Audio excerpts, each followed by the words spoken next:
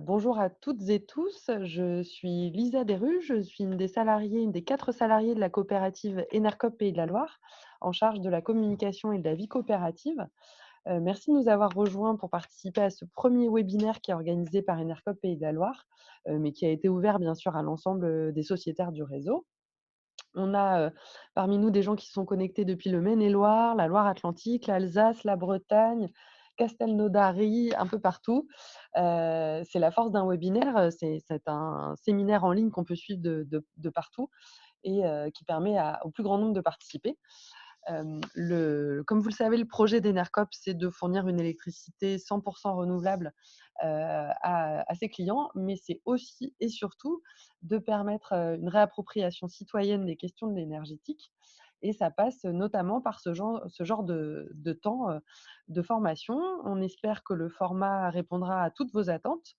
On sait que vous avez tous et toutes des vies bien chargées. On va donc volontairement limiter cette session à 1 heure. L'idée, ce soir, c'est simplement de poser les bases, sur l'autoconsommation et puis, bah, de vous orienter sur des ressources plus précises auxquelles vous pourrez recourir, pour lancer votre projet, si, c'est dans les tuyaux. Pour info, ce webinaire est enregistré si, tout fonctionne bien, ça devrait aller, mais, on est jamais trop sûr de nous avec, la technologie. À côté de moi, je vous présente, Eric qui a lui aussi, mis sa vidéo. Eric Bureau est administrateur d'Enercoop Pays de la Loire. Il est, également membre de Cowatt, pour ceux d'entre vous qui connaissent. Il a accepté de partager, ses compétences et son expérience avec nous ce soir, donc je vais lui laisser la parole. Eh ben, bonjour à tous, ravi d'être avec vous ce soir. 20 minutes de présentation et ensuite on aura un temps d'échange voilà, d'une demi-heure, 40 minutes selon vos questions. Voilà. Donc n'hésitez pas à poser des questions là, dans le petit outil questions-réponses. Et puis dans l'outil converser, c'est plutôt pour même discuter entre vous ou faire des commentaires, mais vraiment les questions sur lesquelles vous attendez des réponses, vous avez tout l'outil questions-réponses, la Q et R qui est à disposition pour ça. Et ben c'est parti. Et du coup, on a aussi Alain qui est avec nous, qui est aussi administrateur d'Enercop Pays de Loire et qui est aussi un spécialiste du photovoltaïque. Donc voilà, on pourra répondre à toutes vos questions sans aucun problème. Enfin, on espère en tout cas. Alors c'est parti, on va commencer par un petit quiz en 3 questions. Donc je vais vous présenter les 3 questions et ensuite… Ah, on a un petit bug. Alors, est-ce que vous entendez toujours? Écoutez, on va faire le quiz en comptant sur votre bonne foi. Donc, notez vos réponses et puis on va y répondre après. C'est pas très grave, on n'aura pas le résultat de tout le monde. Il y a un petit outil de sondage en live, mais on ne l'aura pas. C'est pas très gênant. Donc, pour bien commencer, est-ce que le solaire nous fournit beaucoup d'énergie? Donc, la question, c'est en combien de temps il faut au soleil pour nous envoyer autant d'énergie que ce que nous, l'humanité, on consomme en un an? Alors, est-ce que vous pensez qu'il lui faut 2 minutes pour nous envoyer autant d'énergie que ce qu'on consomme? Est-ce qu'il lui faut 2 heures, 2 jours ou 2 mois? Voilà, je vous laisse bien réfléchir à votre réponse. Et du coup, la réponse, c'est 2 heures. Donc, en 2 heures, le Soleil envoie sur la Terre l'équivalent de toute l'énergie que l'humanité consomme en un an. Donc, la ressource, elle est considérable. Alors, rassurez-vous, tout n'est pas perdu puisqu'il y a une grosse partie de cette énergie qui est utilisée par les plantes, la photosynthèse, etc., enfin, voilà, tout l'écosystème pour fonctionner, et notamment pour réchauffer l'atmosphère, ce qui est quand même assez sympathique. Donc voilà, en 2 heures, le soleil nous envoie l'équivalent de ce qu'on consomme en un an. Donc la ressource, elle est quasi illimitée. Il faut juste savoir la capter. Et pour ça, on a plein de façons, dont le photovoltaïque. Alors, hop, je vais essayer de passer. Vas-y, après, là. Question 2, donc combien de temps faut-il à un panneau solaire pour rembourser sa dette énergétique? Donc sa dette énergétique, c'est toute l'énergie qu'il a fallu pour extraire le silicium, le purifier, fabriquer le panneau, transporter le panneau, installer le panneau, faire la maintenance du panneau, venir le démonter, etc. Donc c'est vraiment toute l'énergie qui va lui falloir pour son cycle de vie. Et à votre avis, en combien de temps il rembourse sa dette énergétique? 3 mois, 3 ans, 13 ans ou 23 ans? Je vous laisse bien réfléchir à la réponse.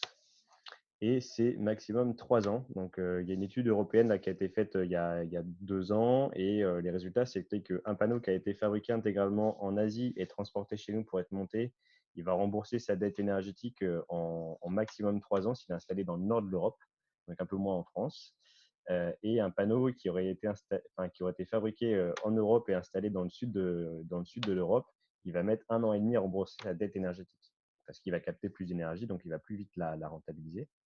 Mais voilà, du coup, en maximum 3 ans, il va rembourser sa dette énergétique. Donc, le panneau, il a quand même un cycle de vie qui est largement vertueux.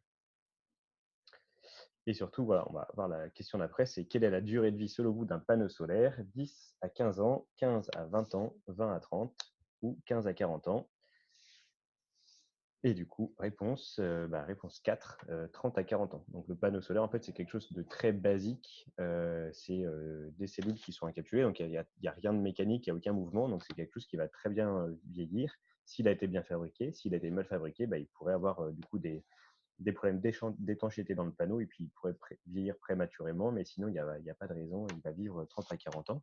C'est juste son efficacité qui va baisser un petit peu au fil du temps, mais pas de beaucoup, donc on va pouvoir le faire vivre comme ça très longtemps. Donc globalement, il va rembourser sa dette énergétique en moins de 3 ans et il va vivre au moins 30 ans, donc il va rembourser plus de 10 fois sa dette énergétique et en plus, à la fin, il sera très recyclable jusqu'à 97%.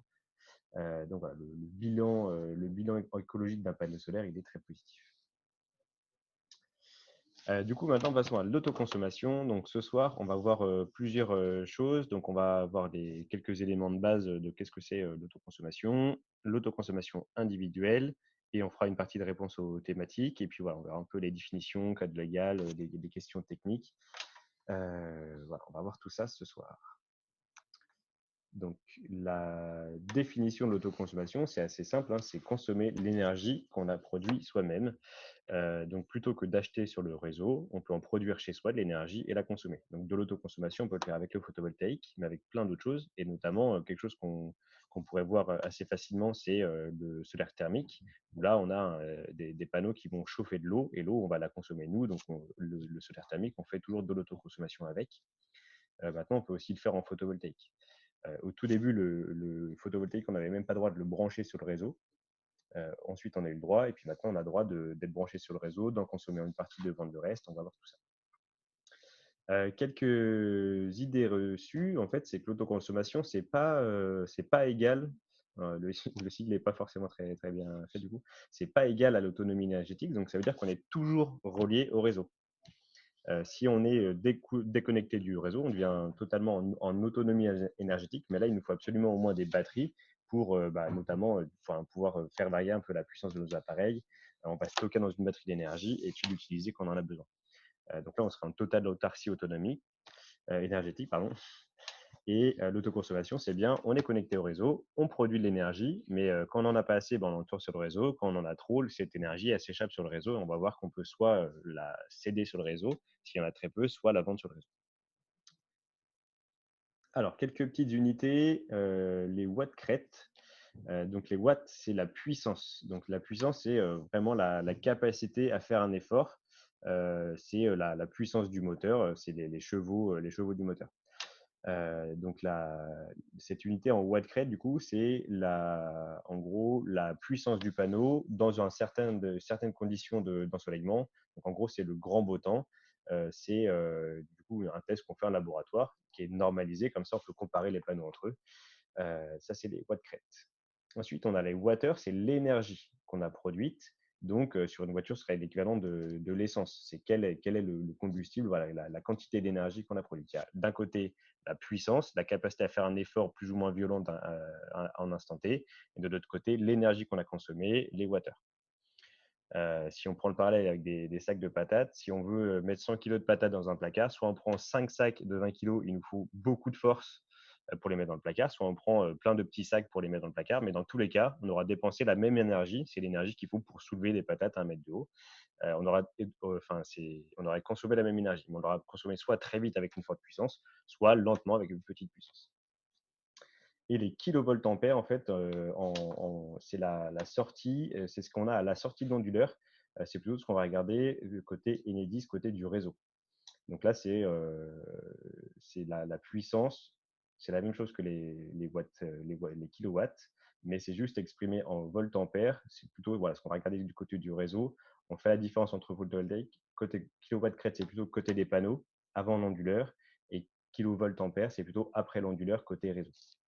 Je t'interromps Eric, est-ce qu'on peut vérifier sur le chat, que tout le monde nous entend toujours bien? Puisque malheureusement mon ordinateur a décidé de faire la grève. Ça a l'air d'être Ça a l'air bon, d'être on bon. a des Merci à vous. nickel. Pensez bien là quand vous conversez à mettre, tous les conférenciers et les participants dans la petite, case bleue à côté de A 2 points, comme ça tout le monde voit vos messages, pas seulement nous.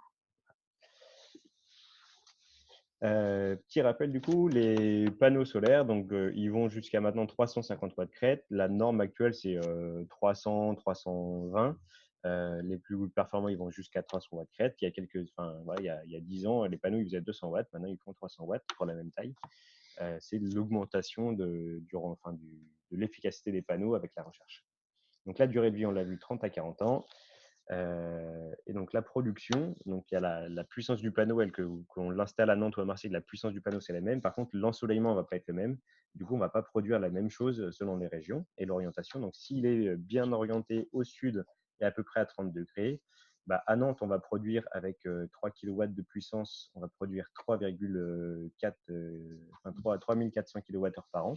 Alors qu'à Marseille, on produirait plutôt 4000, voire un peu plus de kWh. Donc, en fonction de l'ensoleillement, forcément, on va produire plus d'énergie, parce que les panneaux auront reçu plus de soleil et ils auront transformé ce soleil en énergie. Les garanties constructeurs sur les panneaux, généralement, donc la garantie produit, elle est de 20 ans. Ça peut être de 10 ou de 20 ans, mais de plus en plus, ils vont à 20 ans. Et par contre, ils ont aussi une garantie de performance, parce que le panneau, en fait, va perdre un peu en performance chaque année. C'est dû notamment au verre trempé et aux résines qu'il y a pour protéger le panneau qui, elles, une fois qu'elles vont être agressées par les UV, elles vont jaunir un petit peu. Alors jaunir, c'est vraiment entre guillemets parce que ça ne se verrait pas à l'œil nu. Et elles vont perdre un peu, elles vont s'opacifier un petit peu, donc on va avoir une petite perte de performance. Voilà, très souvent, les panneaux, ils sont garantis à 80% de la performance à 25 ans. Donc ça, c'est important pour comparer des panneaux entre eux. Donc quand vous avez des devis, c'est important d'aller voir les fiches techniques des panneaux et de comparer aussi toutes ces données-là. Il n'y a pas que la puissance du panneau qui va jouer. Donc ensuite, on a 3 options pour, consommer cette énergie, pour utiliser l'énergie photovoltaïque. On peut soit, ne pas en vendre du tout, donc on va consommer toute l'énergie produite sur place. Soit on va en vendre une petite partie, donc on va consommer, à midi, s'il y a du soleil, on va consommer l'énergie, qu'on peut dans le logement. Et puis ce qu'on consomme, ce qu'on produit en plus, on va le vendre sur le réseau. Et inversement, la nuit, quand on consommera pour la VMC par exemple, mais qui a pas de soleil, on ira tirer sur le réseau. Et ensuite, la troisième option, c'est de tout vendre sur le réseau. Donc là, on aura 2 circuits séparés. Donc du coup, si vous voyez la souris, je ne sais pas si vous voyez la souris qui s'affiche, je pense que oui.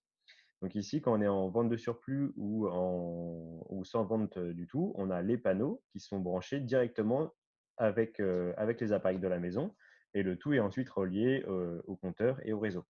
Donc tout ça, en fait, c'est la même chose. Le Linky, le compteur là, il verra que ce qu'on a produit en plus de notre consommation.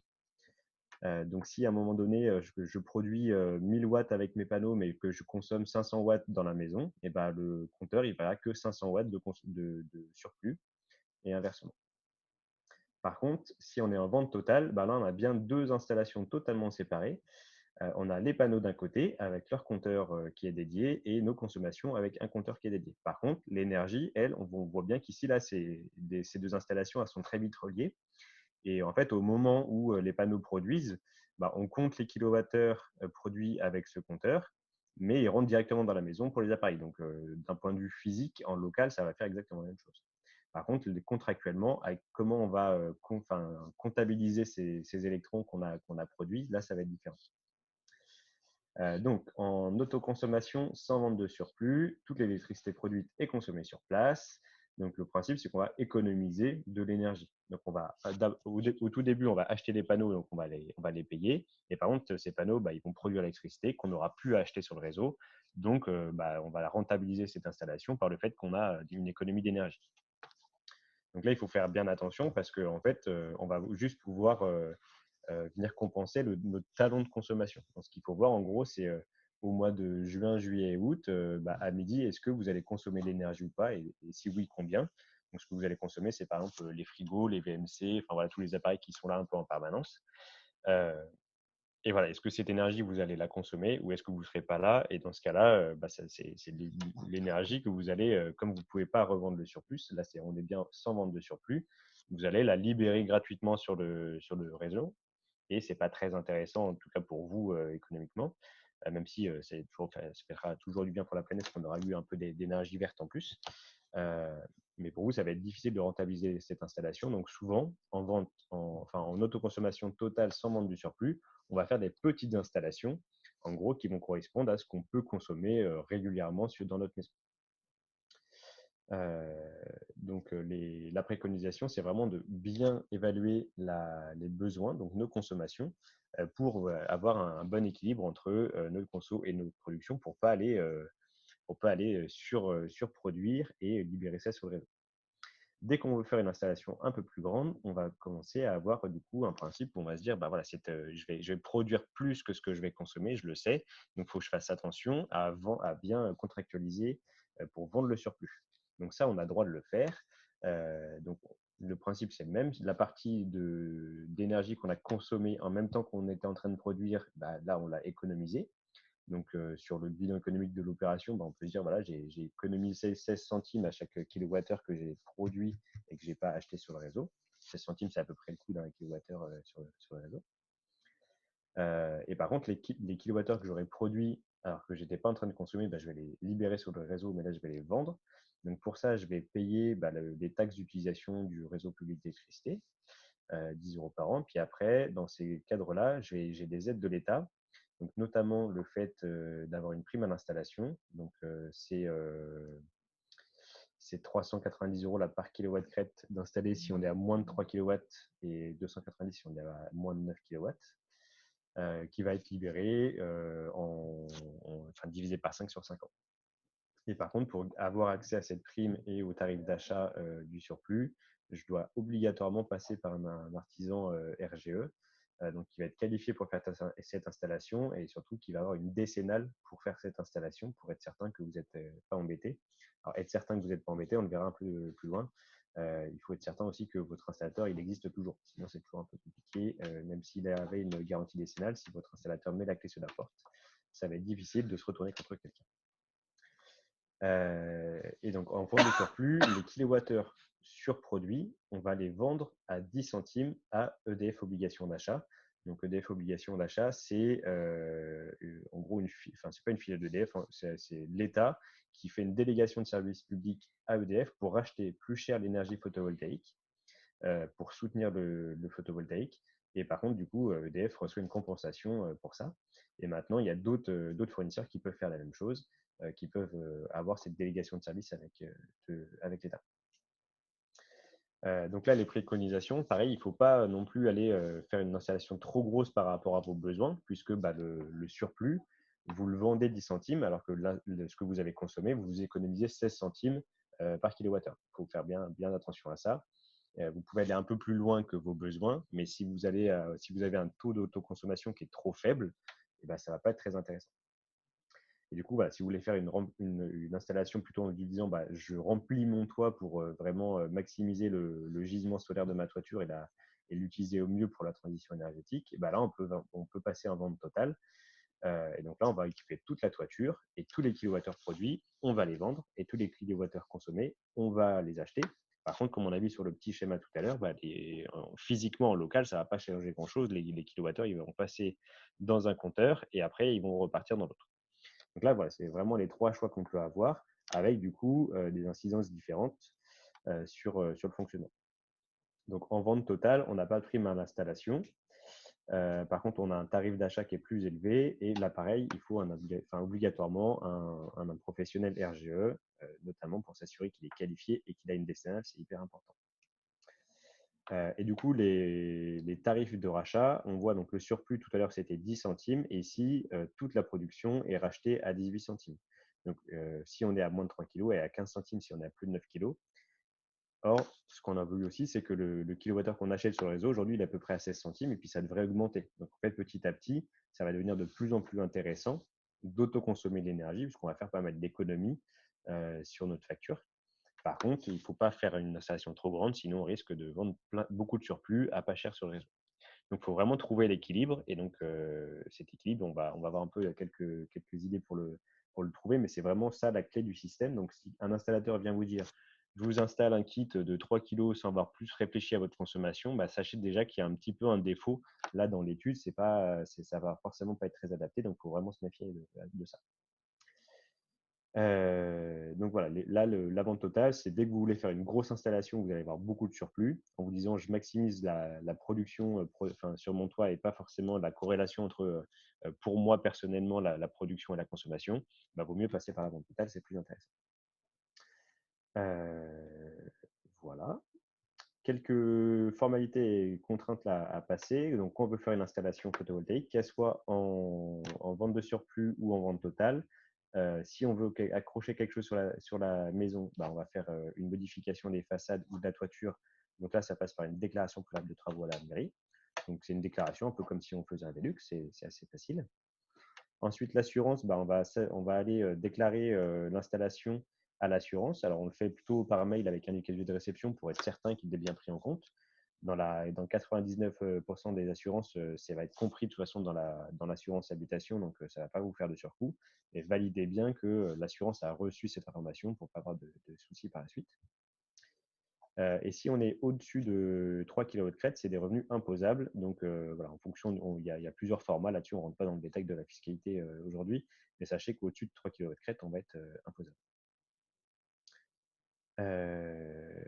Et ensuite, pour se raccorder au réseau, bah, une fois qu'on a fait la démarche d'urbanisme et qu'elle est validée, on va faire une demande de raccordement à Enedis et on va avoir soit une convention d'autoconsommation si on est en revente, si on est sans revente, soit on va avoir un contrat avec Enedis et on va choisir qui nous rachète le surplus. Donc très souvent, ce sera EDF, obligation d'achat, puisque de toute façon, c'est l'acteur pour l'instant qui est obligé de le faire, enfin en tout cas qui a pris une délégation de service public de l'État pour faire ça.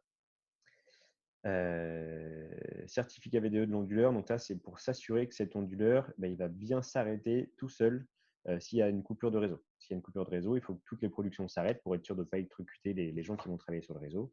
Là, c'est une petite norme, la norme VDE, pour dire OK, votre onduleur, il est compatible avec ce qu'on fait en France. S'il n'y a plus de réseau, il se coupe tout seul, il arrête de fonctionner. Il ne va pas réinjecter. Petit point technique, au-delà de 6 kW, EDF va nous imposer de passer en triphasé. Donc, si vous aviez, vous, pour l'instant, un abonnement ou un compteur de 6 kW, Enedis va peut-être devoir changer votre compteur. Donc là, ça pourrait induire des petits coûts de raccordement en plus. Donc le dimensionnement, comment on choisit entre toutes ces options? Il n'y a pas une seule bonne solution et les 3 grands critères, ça va être la taille disponible de votre toit. Si vous avez une très grande toiture et très peu de consommation, ça va pas être très corrélé. Donc vous pouvez vous dire, je passe par de la vente totale parce que je vais équiper tout le toit, mais j'ai plus de besoin. Mais ça va être aussi corrélé à vos capacités financières. Donc faire tout le toit, c'est sympa dans l'idée parce que ça participe beaucoup à la transition énergétique. Mais est-ce que j'ai les moyens de le faire?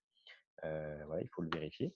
Et sachez que si vous n'avez pas les moyens de le faire, là je fais une petite page de pub, mais il y a des projets comme Coat qui cherchent des toitures pour vous aider à équiper ça et le faire en collectif pour le financer en fait à plusieurs et pas seulement vous. Et puis ensuite, en autoconsommation, ça dépend énormément de nos consommations, donc dans nos besoins et de notre mode de vie. Si vous avez réduit drastiquement toutes vos consommations d'énergie, voilà, peut-être qu'avec un ou deux panneaux, vous ne pourrez pas aller plus loin. Si vous avez une maison qui est très énergivore avec une pompe à chaleur et un ballon d'eau chaude, par exemple, voilà, vous pourrez peut-être installer 4-5 panneaux en autoconsommation. Voilà. Si vous avez une piscine du côté de Nantes, voilà, peut-être pas par ici, parce que écologiquement, c'est pas forcément le mieux. Mais en tout cas, il vaudrait mieux la faire fonctionner sur des panneaux solaires que sur le réseau. Mais il faut vraiment réfléchir en numéro 1 à ses besoins et à son mode de vie. C'est vraiment le scénario négawatt. D'abord, la réduction des consommations, que ça passe par les habitudes de vie et par les équipements. Et ensuite, seulement les énergies renouvelables. Dans leur scénario, ils prouvent bien qu'on n'est pas capable de compenser toutes nos consommations actuelles par du renouvelable. Donc, il faut faire attention à ça. Et ensuite, batterie ou non, là, on revient à la question du début sur qu'est-ce que c'est l'autoconsommation. Donc, en autoconsommation, il n'y a pas de batterie. Si on veut aller vers de l'autonomie totale, on va aller avec des batteries, c'est sûr. Par contre, il faut savoir que ça va coûter très très cher. Aujourd'hui, ça va multiplier par au moins 2 le prix du kilowattheure. Puis écologiquement, c'est pas forcément ce qu'on a de mieux parce qu'on va rajouter des batteries. Alors même si elles se recyclent, il y a toujours voilà, une création de batteries, des risques de pollution avec puisque c'est des batteries au plomb. Voilà, il y a plein de risques qui viennent avec. Donc si on peut s'en passer, c'est quand même le mieux. Et en France, on a la chance d'avoir un réseau qui est quand même très bien fait et très présent partout. Donc dès qu'on peut se raccorder au réseau, vaut mieux le faire. Donc et acheter l'énergie à Enercop, évidemment, on est là pour ça. Voilà, les batteries, c'est réservé à des sites bien précis, très loin du réseau, en montagne, là où en fait ce serait trop cher de faire venir le réseau. Mais chez vous, ça n'a aucun sens pour l'instant de mettre des batteries. Pour aller plus loin, il y a des gens qui peuvent vous aider. Donc, il y a l'asso BDPV, c'est base de données photovoltaïques. Là, vous avez plein de gens en fait, qui viennent renseigner leur production. Et puis, surtout, un super forum avec plein de conseils. Donc, n'hésitez pas à aller faire un tour. Ensuite, en professionnels indépendants qui peuvent vous accompagner, bah, il y a les réseaux Info Énergie Pays de Loire. Donc là, ou autres, si vous n'êtes pas dans le Pays de Loire, mais il y a des espaces Info Énergie, il y en a partout en France. C'est des services financés par l'ADEME, en fait, des associations financées par l'ADEME qui font du conseil sur la rénovation énergétique et les énergies renouvelables. Donc, eux, ils n'ont rien à vous vendre, ils peuvent que vous conseiller. Donc, voilà, c'est important d'aller faire un tour de voir avec eux et ils peuvent notamment vous aider à analyser des devis si vous n'êtes pas sûr de vous. Et ensuite, photovoltaïque.info, c'est vraiment la Bible du photovoltaïque, c'est un site qui est animé par l'association ESPUL à Lyon, qui est vraiment un des acteurs historiques du photovoltaïque. Pour la petite histoire, c'est eux qui ont raccordé la première centrale photovoltaïque au réseau de façon totalement illégale pour prouver à Enedis que ça pouvait marcher. On va s'arrêter là parce que ça Voilà. fait une petite demi-heure. Et du coup, vous aurez tout ça dans ce qu'on vous envoyé, là, tous les liens, vous les aurez. Donc, on s'arrête là. Alors, je vais vous demander de poser vos questions en utilisant le petit module Q et R que vous voyez en bas de votre écran. Et on va en prendre connaissance seulement maintenant, puisque, comme je vous le disais, mon ordinateur a décidé de s'arrêter en cours de route, donc on n'en a plus qu'un pour nous deux. Désolée de cette petite difficulté technique. Alors, on a une question sur la dette carbone, une question sur le tarif de rachat par Enercop. Alors, sur la dette carbone, question de Anaïs, j'ai pas les chiffres, j'ai vraiment la dette énergétique. Et du coup, ça va dépendre d'où elle a été produite principalement et en fait, de quelle énergie a été utilisée pour. Le plus gros de l'énergie, c'est pour purifier le silicium. Et du coup, c'est quelle énergie a été utilisée pour ça. Des exemples, aujourd'hui en France, quand on fait des grosses installations, on passe par des appels d'offres et on doit avoir un bilan carbone qui est le plus faible possible. Ça rentre dans la note. Du coup, il y a des systèmes où il y a du silicium qui est extrait, qui est envoyé par exemple en Norvège où ils ont un très faible bilan carbone de leur électricité. Là, on fait fondre et on purifie le silicium. Ensuite, on envoie le silicium au Japon où il est découpé et transformé en cellules. Ces cellules sont renvoyées ici pour être transformées en panneaux. Bref, on n'a toujours pas un système ultra vertueux là-dessus. Malheureusement, la guerre une cellule photovoltaïque, c'est en fait un composant de base c'est un composant de base de l'électronique et cette guerre, elle a été perdue il y a bien longtemps face à l'Asie, où ils ont des prix des concurrence et du coup ils ont écrasé, en fait, ils ont tué des sociétés qui faisaient des cellules ici. Il y a quasiment plus personne qui fait des cellules en Europe.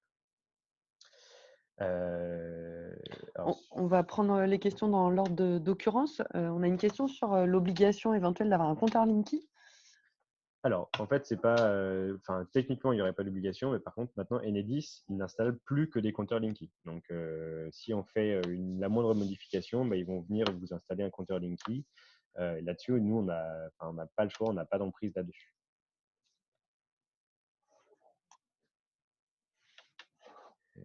On continue à prendre connaissance des questions. Donc, chez Enercop, oui, le tarif d'achat, il serait du surplus, il serait toujours de 6 centimes parce que c'est déjà un prix élevé par rapport à ce qui se fait sur le marché. Donc, c'est quelque chose que Enercop pourrait faire. Mais en plus, c'est contractuellement très complexe à mettre en place. Donc, pour l'instant, on n'a pas ouvert les vannes côté Enercop là-dessus parce que ça serait aller chercher en fait des toutes petites quantités d'énergie avec beaucoup, beaucoup de contrats en face. Et du coup, en fait, ce serait beaucoup trop compliqué pour récupérer des toutes petites parties d'énergie. Donc, on vous conseille plutôt de revendre directement à EDF obligation d'achat le surplus. on n'a pas vraiment d'autre choix pour l'instant.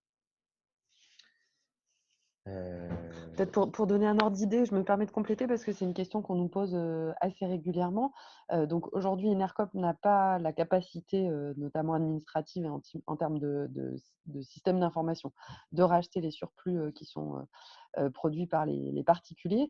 Mais pour avoir une idée d'échelle, ce qui commencera à intéresser Enercop, c'est la production sur une école, sur un gymnase.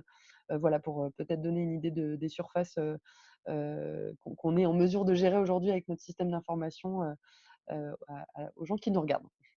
Donc un peu au-dessus d'une surface, d'une toiture d'un particulier, mais on n'attend pas non plus d'avoir des immenses toitures pour pouvoir acheter. Ça va être autour de 200-300 mètres carrés pour avoir un 36 kW crête à peu près, donc ça va être autour de 200-300 mètres carrés. On a une question de Bruno qui nous demande si on a une idée sur le coût au mètre carré par kilowatt produit. Le coût au mètre carré par kilowatt produit, ce qu'il faut voir, c'est qu'une installation de 3 kW, donc qui ferait environ 20 mètres carrés, ce serait dans les 8-9 000 euros posés. Sachant qu'il y a beaucoup de personnes qui peuvent vous appeler et vous proposer ça autour de 15-20 000 euros. On est en train de faire un petit calcul de comptable par Alain. Au mètre carré, ça fait à peu près 400 euros du mètre carré. Mais en fait, on ne parle pas beaucoup de mètre carré en photovoltaïque, on va vraiment parler en kilowatts crête. C'est vraiment l'unité qu'on va avoir, quoi. Mais voilà, en gros, 20 mètres carrés, 3 kilowatts crête, ça va être 400 euros du mètre carré.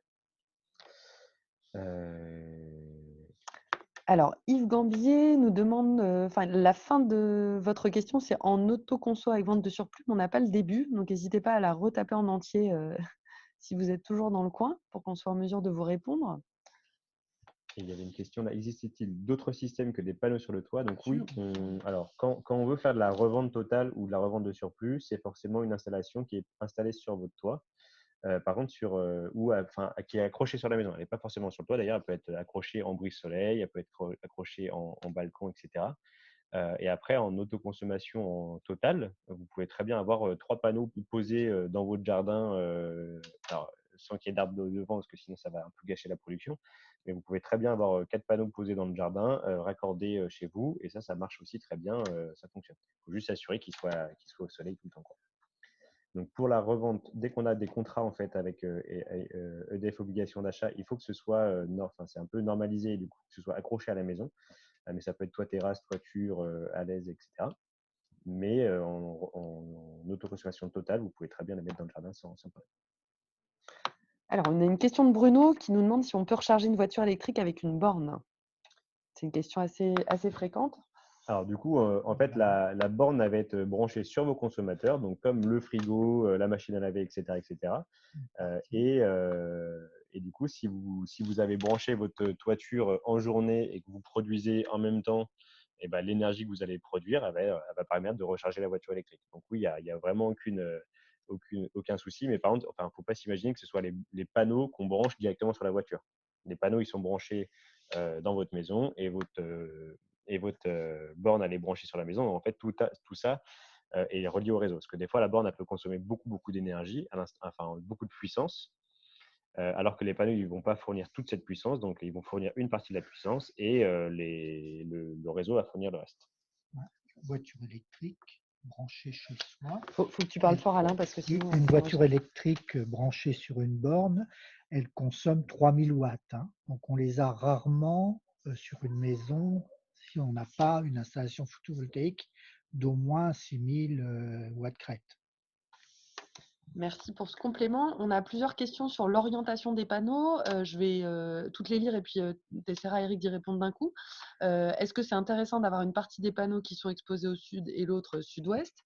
Est-ce qu'on peut imaginer des panneaux qui, tels des tournesols, suivraient le soleil afin d'augmenter la production? Est-ce que tu peux répondre à ces deux questions?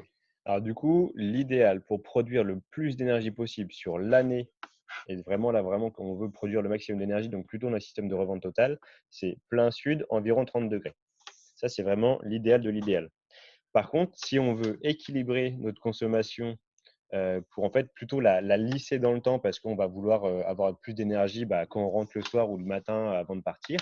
Et là, on va pas chercher le plein sud, mais on va chercher plutôt d'aller là où il est le soleil le matin et en fin de journée, donc plutôt est-ouest.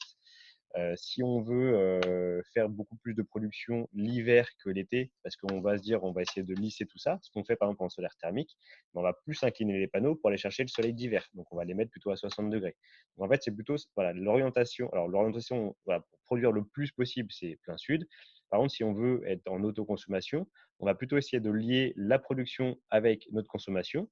Et pour lier les deux, on va orienter les panneaux là où il y a le soleil quand on veut consommer. Donc, c'est plutôt ça les ordres d'idées. Donc là, il y a pas une bonne réponse, encore une fois, ça dépend ce qu'on veut faire. Donc, sur des grosses installations industrielles qui produisent pour revendre plein sud 30 degrés, en autoconsommation chez soi, là, on peut aller jouer un petit peu plus et être un peu plus fin dans ce qu'on veut faire. On va avancer. On a une question sur l'autoconsommation collective. Juste, alors, c'est pas le sujet de la présentation de ce soir, mais est-ce que tu peux nous dire en une phrase en quoi ça consiste et comment ça se structure par rapport à ce que tu nous as présenté? Alors, l'autoconsommation collective, ça fait beaucoup d'encre en ce moment, mais c'est encore vraiment un terrain d'expérimentation. L'autoconsommation collective, c'est qu'on peut se dire, notamment sur par exemple, un bâtiment en copropriété, il y a la copropriété qui produit de l'énergie, c'est elle qui est propriétaire des panneaux sur le toit, et elle revend l'énergie en direct à tous les habitants, enfin ceux qui le souhaitent. Et après, chacun a aussi un contrat à l'extérieur avec un fournisseur d'énergie pour le reste de son énergie. Donc ça, c'est l'autoconsommation collective. Actuellement, il y a 21 projets comme ça en France. C'est vraiment de la R&D. Tous ces projets sont subventionnés, sinon ils ne sont pas rentables. Donc c'est vraiment encore un truc de recherche. Ce n'est pas encore du tout quelque chose qui va se pérenniser. Enfin, on ne sait pas si ça va se pérenniser ou pas, si ça va pouvoir devenir viable ou pas. Alors, je vais regrouper 3 questions qui ont été posées. Une question d'un ou d'une salariée d'une Biocoop qui demandait comment est-ce que on pourrait aborder la question avec le magasin pour éventuellement envisager de poser des panneaux sur le toit. Une question d'une personne qui est locataire dans un appartement et qui aimerait aussi convaincre son propriétaire d'envisager l'installation. Et enfin, j'ai perdu ma troisième question, une question sur est-ce qu'il est possible pour une copropriété de revendre de l'électricité comme peut le faire un particulier? Globalement, est-ce que tu peux nous dire, Eric, comment on peut s'y prendre pour convaincre les personnes qui possèdent les lieux qui nous intéressent au moins de réfléchir à l'installation de panneaux? Alors, la copropriété, elle peut revendre. La Biocoop, c'est pareil, elle peut soit du coup faire elle-même en direct en fait l'installation. Donc, en fait, voilà, si on le veut le faire à plusieurs, il faut un véhicule juridique. Donc, soit c'est la Biocoop elle-même qui est déjà une coopérative et puis on investit tous dedans et la Biocoop, elle installe les panneaux. Soit on crée une société qui nous appartient à tous. On se met à une vingtaine et puis on crée une société qui va louer le toit à la Biocoop et qui va acheter les panneaux et produire l'énergie. Voilà, dans tous les cas, il faudra un véhicule commun puisqu'on ne peut pas être copropriétaire comme ça des panneaux. Il faut bien le tracer juridiquement quelque part.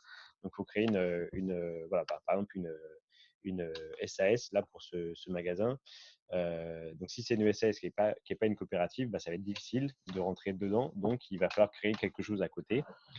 C'est notamment pour ça qu'on a créé un projet comme Coat, c'est pour avoir un véhicule juridique qu'on puisse se partager pour aller investir collectivement dans des panneaux photovoltaïques. Cowatt, pour ceux qui ne connaissent pas, c'est COWAT-T. Je vous invite à vous rendre sur le site de Cowatt. Tout est assez bien expliqué. Pour ceux qui ne Voilà. seraient pas de la région, c'est un peu plus connu dans les pays. Et pour la personne qui est dans un immeuble, et là, convaincre le propriétaire, il faut le convaincre que ça a du sens pour la transition énergétique et donc pour notre avenir. Et ensuite, il faut savoir que pour lui, ce sera quelque chose qui sera rentable dans tous les cas. Et après, en fait, vous êtes la locataire.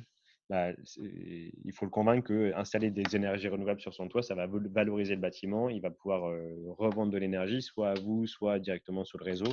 Voilà, c'est ça qui va être intéressant. Par contre, pour vous, ça ne va pas forcément changer grand-chose en termes d'économie d'énergie. Mais vous saurez que vous avez de la production d'énergie sur le toit et vous aurez convaincu, vous aurez transformé une surface de bitume sur une toiture plate en une surface active pour la transition énergétique. Donc là, il y a vraiment un intérêt à le convaincre. Les arguments, c'est vraiment ça, c'est qu'il va rendre, il va créer de la valeur avec cette toiture, alors que pour l'instant, il n'en fait rien. Alors, on va pas être en mesure de regarder la toiture qui nous a été partagée par Jeuneur ou Monsieur ou Madame Jeuneur. En revanche, dans les ressources qui ont été listées dans le support qu'on vous partagera ensuite, il y avait un certain nombre d'outils qui peuvent vous permettre de faire ce diagnostic, ou en tout cas de vous adresser à des gens qui pourront vous aider à faire ce diagnostic. Là, on est trop nombreux pour qu'on prenne le temps d'ouvrir le lien. Est-ce qu'il y avait d'autres questions peut-être sur le module de questions-réponses qui nous auraient échappé? Plus bas, là en haut, je les ai regardés. Alors, on a une question sur est-ce que NRCOP peut aider à monter un projet à plusieurs dans un village? Tu vas pouvoir répondre avec tes diverses casquettes, Eric. Ouais, alors du coup, il y a plein de gens qui peuvent vous aider pour ça. Donc, si, enfin là, du coup, côté NRCOP Pays de Loire, avec le CA et puis enfin, toute l'équipe, on a décidé que c'était hyper important d'aller produire de l'énergie par NRCOP pour NRCOP. Du coup, si c'est dans un village et que vous voulez faire un gros projet, que vous avez trouvé un terrain assez grand sur lequel on pourrait installer des panneaux, et ben là, c'est Enercop. Du coup, il y a Evelyse qui nous a rejoint et qui va pouvoir vous aider à essayer de monter un projet là-dessus, voir avec la mairie à qui il appartient ce terrain, etc. Qu'est-ce qu'on peut faire? Si c'est un projet sur l'école, par exemple, et ben là, c'est soit vous motivez votre mairie pour qu'elle fasse le projet elle-même, soit vous pouvez proposer à la mairie, notamment à travers Coat, la mairie met à disposition la toiture et à plusieurs, vous collectez des fonds pour installer des panneaux. Et là, vous pouvez vous-même installer les panneaux. Donc, il y a plein de façons de faire. Mais globalement, entre Enercop et Coad, vous pouvez trouver une oreille attentive qui pourra vous aider sur votre projet. On a une question qui est revenue à plusieurs reprises, c'est sur le caractère recyclable ou pas des panneaux solaires. C'est une idée reçue Très recyclable. Alors, je crois qu'on a même fait une Oui, slide on avait préparé une là-dessus slide sur la question. parce que c'est une question qui revient souvent. Donc là, vous l'aurez dans les slides. Vous avez un peu la composition d'un panneau solaire. Donc, c'est un cadre en alu, du verre. Les feuilles de VA, c'est du plastique. Ça, on ne sait pas trop le recycler. On va le brûler pour récupérer les cellules. Les cellules, c'est du silicium et un peu de l'étain dessus. Donc, on va séparer tout ça. Et le silicium, on va pouvoir le broyer et puis refaire les cellules avec, puisqu'il est déjà bien plus pur que du sable de base. Donc, on va le réutiliser. Et la feuille de Zeldar, là, par exemple, c'est une feuille en plastique assez résistante. Et ça, je crois que c'est pas valorisé. Et puis après, le boîtier de connexion, il est valorisé comme les composants électroniques, donc à environ 70%. Mais tout ça fait qu'en termes de matière, entre 90 et 97% du panneau vont être recyclés.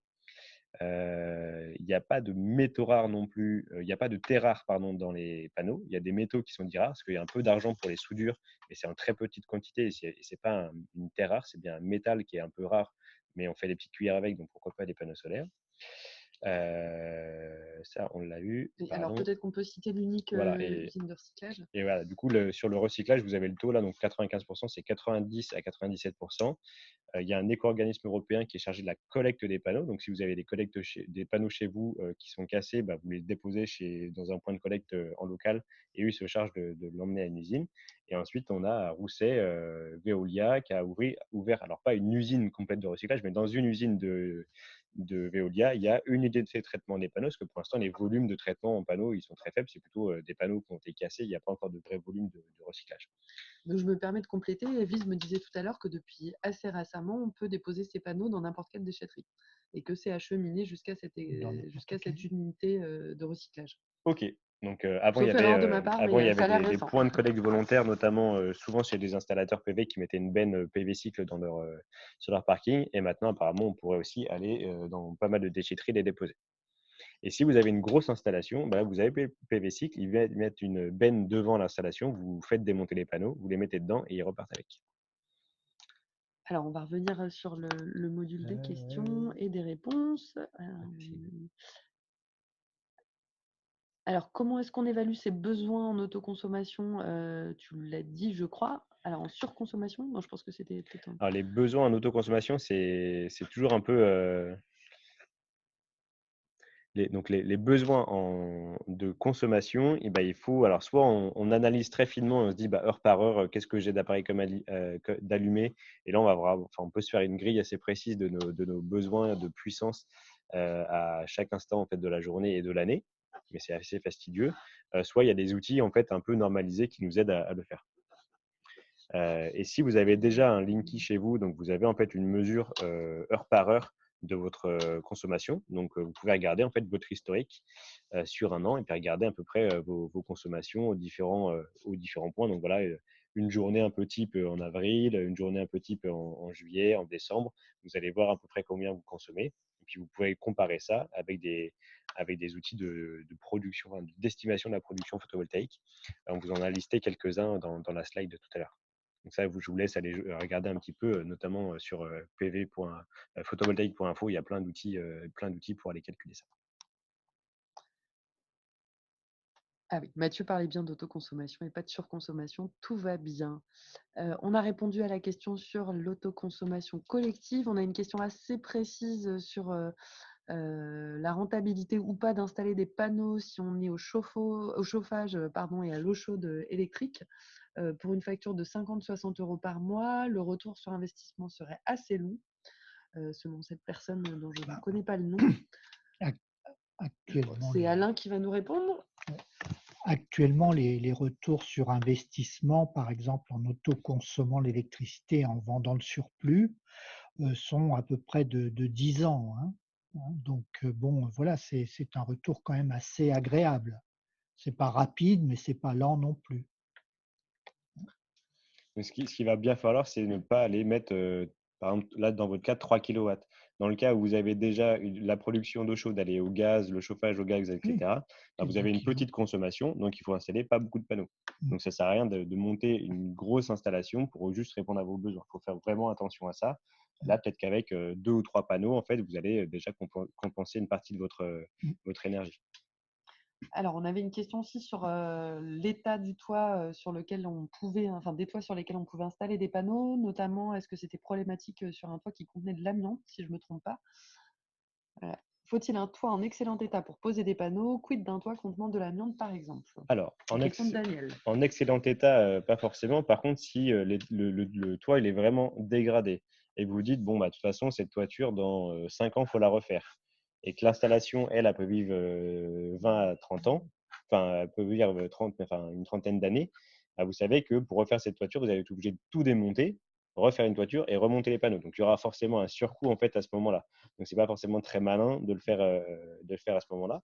Donc, si vous avez une toiture qui n'est pas en très bon état, bah, vaut mieux soit faire durer encore un peu la toiture 4-5 ans et puis quand vous allez changer la toiture, tout faire d'un coup. Ce sera bien plus facile. Et sur l'amiante, bah, là, l'amiante, toute toiture sur laquelle il y a de l'amiante, si vous faites des travaux dessus, vous êtes obligé de tout changer. Donc ça, c'est vraiment la grosse contrainte.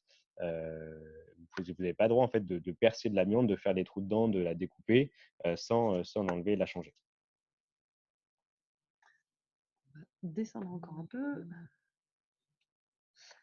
Sylvain nous partage une expérience qui a été faite parmi des sociétaires d'Enercop à La Rochelle qui ont créé un groupe qui s'appelle À nous l'énergie pour que les citoyens puissent créer des sociétés d'énergie renouvelable. Ça ressemble peut-être au projet Cowatt dans la région. Ils nous partagent le contact pour ceux qui seraient du coin. Je vous laisse copier-coller l'adresse mail qui est dans le module questions-réponses. Est-ce qu'on aurait raté d'autres questions? Sur les projets d'énergie citoyenne, n'hésitez pas du coup à aller sur le site d'énergiepartagée.org, énergie-partagée.org. Là, vous avez la carte avec tous les projets qui existent. Vous avez aussi trouvé la carte de tous les réseaux régionaux qui peuvent vous accompagner. Donc, si vous n'êtes pas en Pays de l'Or, vous pouvez aller voir là-dessus. On a une question de Marie-Noël. Faut-il toujours intégrer les panneaux dans le TI, mais la fin ne nous apparaît pas? Alors, ça doit être sûrement dans le toit. Est-ce qu'il faut les intégrer dans le toit? Alors, non, surtout pas. Plus maintenant. Alors déjà, on n'est plus obligé de le faire, on n'est plus incité à le faire économiquement et surtout, ça a créé des tonnes de problèmes en toiture et d'étanchéité parce qu'il y a beaucoup de gens qui n'étaient pas vraiment découvreurs qui sont venus installer des panneaux, donc ils n'étaient pas du métier, ils ont fait un peu n'importe quoi. Donc surtout pas intégrer dans le toit, par contre les poser au-dessus, oui complètement. Donc si vous avez des ardoises ou des tuiles, il y a des systèmes il y a des pattes qui vont venir sous la tuile, qui vont ressortir. Et là-dessus, vous accrochez vos panneaux et vous n'avez pas changé d'étanchéité. Donc, en tout cas, vous n'avez pas de trou, vous n'avez pas de risque de fuite dans la toiture avec ces systèmes-là. Donc, c'est plutôt là, c'est de l'intégration simplifiée. On vient poser les panneaux par-dessus la toiture. Donc, une personne nous dit qu'elle ne voit pas les questions dans les questions-réponses. Le contact qui a été partagé par Sylvain à La Rochelle, c'était contact .gl comme groupe local pays-rochelet@enercop.org. On va vous faire un copier-coller tout de suite. Voilà. Voilà. Alors, on a eu 2 questions sur, ou alors c'est la même personne qui a reposé la même question. Est-ce qu'il est nécessaire d'avoir un compteur supplémentaire pour l'entrée de l'onduleur qui surveille les coupures du réseau? Pas du tout. Alors non, l'onduleur, en fait, il s'occupe tout seul maintenant des coupures du réseau. S'il n'y a plus de réseau, il s'arrête et ça, c'est intégré dans l'onduleur. S'il est VDE. S'il est VDE, en fait, s'il n'est pas Ouais. VDE, vous n'avez pas le droit de l'installer en France. Donc comme ça, il doit l'être. Il faut bien vérifier qu'il a cette norme VDE pour être sûr qu'il va se couper tout seul. Ensuite, sur est-ce qu'on a besoin d'un compteur supplémentaire ou non, avant qu'on faisait l'autoconsommation, on devait avoir un compteur de consommation et un compteur de non-consommation. Et maintenant, en fait, le Linky, il fait les deux. Il sait compter dans les deux sens. Donc, du coup, il n'y a plus qu'un seul compteur. Et par contre, si vous êtes en vente totale, vous avez votre compteur pour vos consommations. Et comme c'est des contrats séparés, vous avez un compteur pour le photovoltaïque. Donc, voilà, en vente totale, vous avez un compteur en plus. En autoconsommation, vous avez un seul compteur.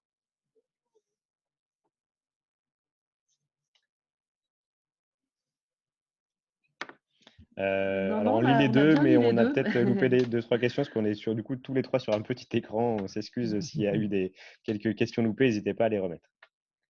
Alors, on a eu déjà plusieurs fois la question sur les métaux lourds ou pas dans les panneaux solaires.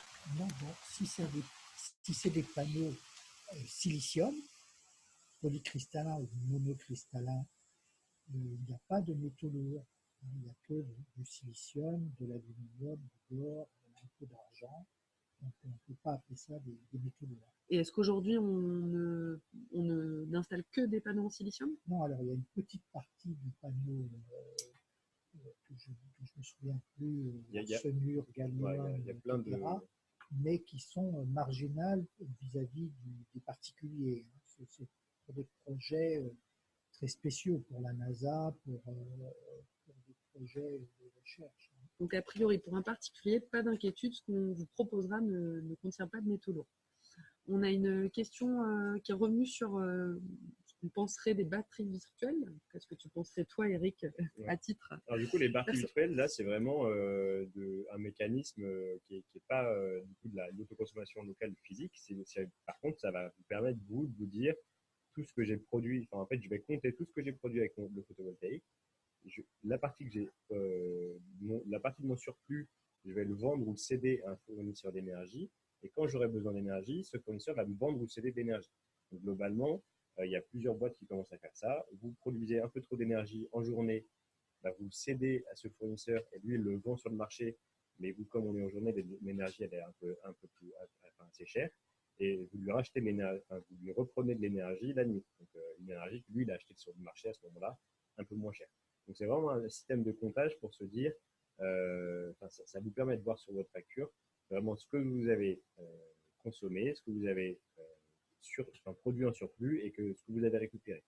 Donc là, c'est plutôt un outil de contractuel et virtuel pour faire un lien entre tous vos électrons et vous. Du coup, il n'y a pas de, c'est ni mal ni bien, c'est une façon de faire les choses. Mais c'est pas inintéressant, ça vous oblige, ça vous permet de voir vraiment d'avoir un lien très très très fort entre votre consommation, votre production et votre installation. On a une personne qui nous demande s'il existe un équivalent RGO au niveau européen dans le cas où on trouverait un pro en Europe. Alors, j'ai aucune idée. Et je pense que le RGE, de toute façon, c'est une norme française. Donc, il faudrait que ce professionnel européen, il ait passé la qualification française. On a une autre question assez spécifique. Je ne sais pas si tu seras en mesure d'y répondre. Pour les petits budgets pour 2 personnes dans un logement, à partir de quelle somme on peut considérer qu'on a ce qu'il faut pour se pencher sur un projet de panneau? Est-ce que le photovoltaïque sera plus accessible que le thermique dans un premier temps ou l'inverse?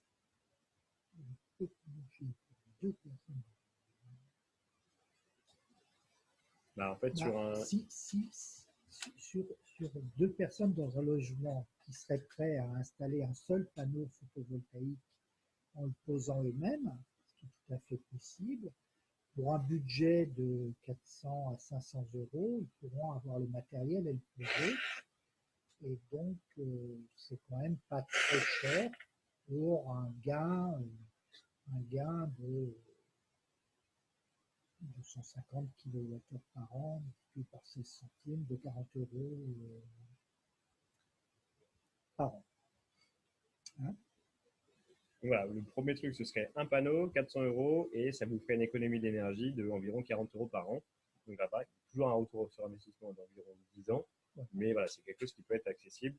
En dessous de ça, ça va être compliqué, de faire une installation. Est-ce C'est que vraiment c'est le toujours premier plancher. inaudible? Est-ce que c'est toujours inaudible parce qu'on n'a pas bougé le micro, donc il y a peut-être un... C'est neutral, c'est pas bon. Très bien. Alors, est-ce qu'il y a d'autres questions? Le temps qu'on s'était donné va quasiment toucher à sa fin. On a une autre question de Daniel. Est-ce que les panneaux, s'ils se mettent au-dessus d'un toit un peu ancien, mais pas encore au bout du rouleau, peuvent permettre de différer la réfection du toit? Quel est le poids d'un panneau? Alors, le panneau, il ne va pas spécialement protéger le toit, donc je ne pense pas que ça influe beaucoup sur la couverture et sur sa durée de vie. Dans un sens ou dans l'autre, je pense que ça ne va pas changer grand-chose. Le poids d'un panneau, on peut compter environ 15 kg du mètre carré en plus entre le panneau, les rails, etc. Donc voilà, il faut rajouter 15 kg du mètre carré. Sur des charpentes où il y a déjà des ardoises ou des tuiles, de toute façon, elles sont largement dimensionnées et ça peut se faire très bien. Sur des charpentes, enfin, sur des toitures en bac acier, là, il faut se poser la question, est-ce que le bac acier est très léger? On va rajouter un peu de poids sur quelque chose de à la base très léger. On a une question qui va plaire à Alain. Est-ce qu'on peut fabriquer soi-même un panneau, le bricoler tout seul? Je te laisse répondre bien fort. Alors, j'ai en effet vu un tuto sur Internet de quelqu'un qui proposait de faire soi-même son panneau. Je dois dire que je n'y aventurerai pas. Surtout, allez pas le raccorder chez vous. Enfin, pour faire des expériences un peu en mode physique-chimie, je pense qu'on peut s'amuser à faire des petits panneaux. Mais globalement, ce ne sera pas quelque chose d'assez stable pour être branché sur votre maison sans vraiment de risque, quoi. Par contre, le poser soi-même, acheter un panneau tout fait, le brancher, le poser soi-même, ça, c'est des choses qui sont vraiment accessibles. Puisque maintenant, il y a des trucs qui sont vraiment quasiment plug and play. On a une prise qu'on vient mettre sur le compteur, qu'on vient raccorder au tableau assez facilement. Dans tous les cas, enfin, assurez-vous, voilà, si vous avez des branchements vous-même, assurez-vous d'avoir toutes les normes et tout, enfin, de bien sertir tous les câbles parce que la plus grosse cause d'incendie, c'est des câbles qui sont mal branchés, mal connectés, mal sertis sur les toitures. Et l'autre deuxième risque en photovoltaïque, c'est d'avoir enlevé des tuiles pour mettre des panneaux à la place et du coup, d'avoir mal fait l'étanchéité autour de ça et qu'il y a des fuites. C'est les deux principaux risques. On va prendre deux dernières questions. Une a déjà été rédigée par Martine, donc je laisse le plus rapide d'entre vous se dépêcher d'écrire avant de clôturer. Est-ce qu'on a un retour sur les panneaux et systèmes solaires Tesla? Moi, aucun. Apparemment, ils ont commencé à les produire en vrai, parce que ça faisait quand même 5 ans qu'ils faisaient de la levée de fonds et qu'on pouvait les précommander sans savoir même s'ils avaient vraiment bossé dessus. Apparemment, ils ont commencé à en faire, mais il y a d'autres boîtes qui commencent à en faire aussi en France. Donc là, le principe, hein, c'est qu'on fait des tout petits panneaux avec un verre dessus qui va être qui va être très foncé. Voilà, donc là-dessus, il n'y a pas de. Enfin, moi, j'ai aucun retour sur les panneaux Tesla. Bon. A priori, c'est cher.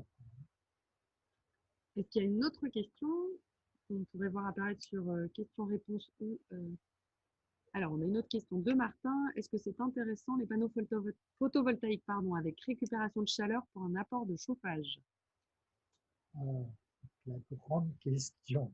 C'est une bonne question. Pour l'instant, en fait, il y a très peu de retours d'expérience vraiment chiffrés là-dessus. Oui, j'ai des retours. C'est intéressant, ça dépend du prix auquel vous les achetez. Comme il y a beaucoup de gens qui vendent, il y a beaucoup d'installateurs qui vendent ce système à des prix prohibitifs, en fait, c'est pas intéressant. Si on l'a à un prix correct, ça peut être un peu intéressant. Donc, a priori, dans l'état actuel du marché, c'est pas très intéressant. Très bien. On va s'arrêter là. On va être très ponctuel puisqu'il est 20 h. Merci à tous d'avoir participé. On est désolé de ne pas avoir pu répondre à toutes ces questions, d'en avoir loupé quelques-unes. On était handicapé un petit peu par la technologie. Ça ira mieux la prochaine fois. N'hésitez pas à laisser installer sur votre ordinateur le petit logiciel Zoom que vous avez du télécharger parce qu'on passera certainement par cet outil pour les prochains webinaires qu'on organisera. On vous laisse creuser dans les ressources qu'on vous a partagées. On vous enverra le support qui a été partagé par Eric. On l'enverra à toutes les personnes qui étaient inscrites et idéalement avec la vidéo dans un deuxième temps de ce webinaire. Rapprochez-vous des assos qui existent dans vos régions pour éventuellement rejoindre un groupe qui voudrait investir sur une toiture si ce n'est pas envisageable à titre personnel sur votre logement. Et puis, comme dit Rosan, on va essayer de ne pas tomber dans le panneau. Je propose qu'on finisse sur cette blague qui m'a beaucoup plu. Bonne soirée à tous. Bonne soirée à tous. Au revoir.